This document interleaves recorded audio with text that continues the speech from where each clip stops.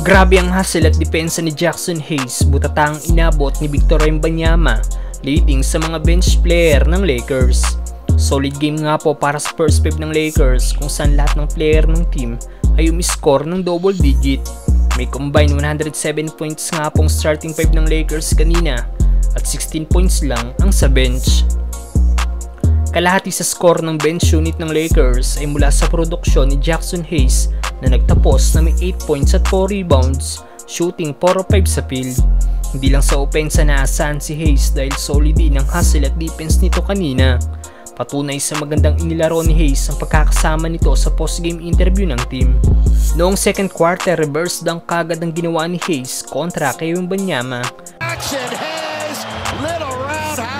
Ganda naman ang pagkat na ginawa ni Hayes sabay pasa ni Prince sa kanya ng bola.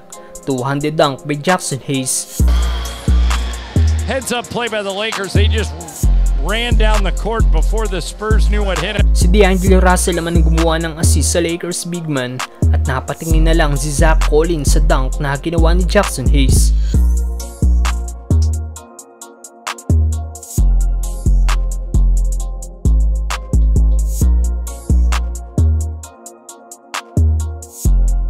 Maging si Reeves ay binigyan din ng Lakers big man. Butata naman ang inabot ni Wemby kay Jackson Hayes.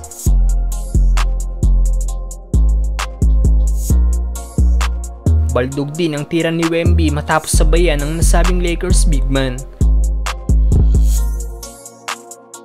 Iba din ang sportsmanship ni Hayes na kahit nadali na sa mukha ni Wemby, tinulungan niya pa ring itayo ang Spurs big man.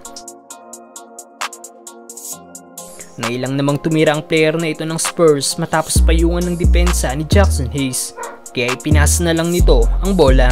Rebound pa rin yan ng Lakers big man. Nailang din sa haba ni Hayes ang player na ito ng Spurs kaya hindi naging maganda ang pasa nito ng bola kay Wemby na nauwi sa turnover. Grabe naman ang hustle ni Hayes para makuha ang bola.